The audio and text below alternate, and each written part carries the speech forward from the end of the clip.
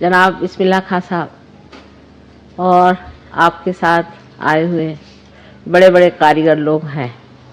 हम भी एक कारीगरी कर रहे हैं, इसका भी मुलाहिजा करिएगा।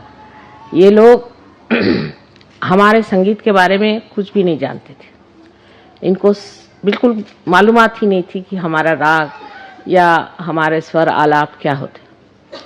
लेकिन एक और तरीका है संगीत को जानने का, वो ये है कि हमारी रूह, अगर हमारी रूह जाग जाए तो हमारा हिंदुस्तानी म्यूजिक जो है वो आसानी से समझ में आ जाता। ये लोग रागदारी नहीं समझते, लेकिन आप जान जाइएगा कि ये आपके संगीत को कितनी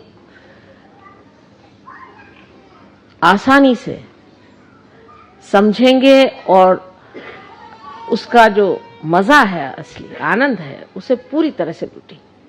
और ये चीज अब अपने देश में कितनी कम हुए जा रही है, और कभी कभी तो घबराहट होने लग जाती है कि ये संगीत अपने देश से कहीं चला न जाए।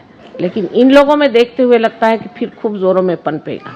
और आप खुश होइएगा कि ये लोग सब आतुर हैं आपका वादन सुनने के लिए।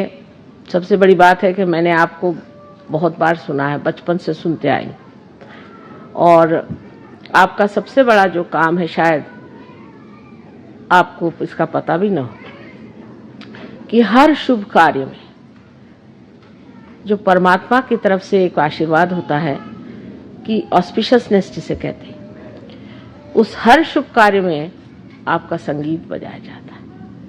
उसके बगैर हो नहीं सकता। कहीं शादी होगा,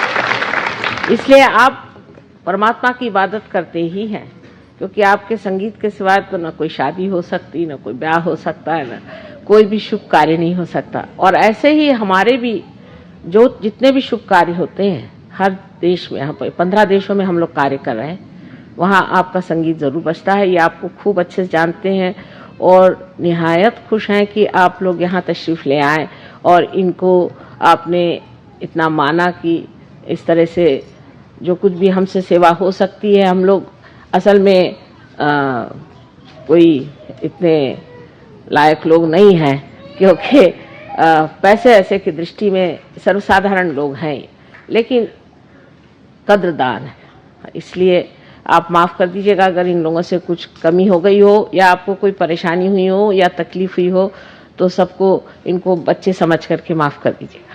इसका जवाब आप इनको इनकी ज़बान में दे दीजिए। जी बताइए। ऐसी गलती जो किया है, हाँ, ऐसी गलती फिर करें।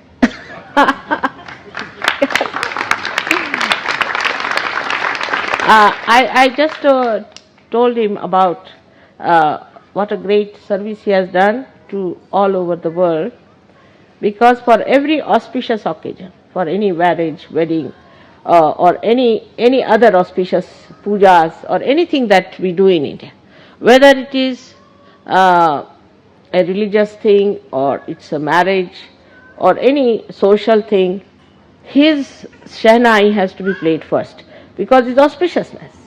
The thing is, the breath is the ruh, and when it, through the breath, as you know, Shri Krishna used to play the flute. In the same way, this is another kind of a flute.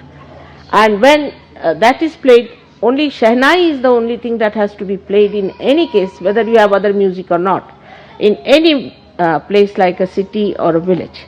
So I was telling him that you have been serving God all through by spreading auspiciousness, and if these children of mine have done anything that's not proper or might have done some mistakes in entertaining you, because you are such a great artist from India and all your people are here, so please forgive me. So he says that make such mistakes again and again.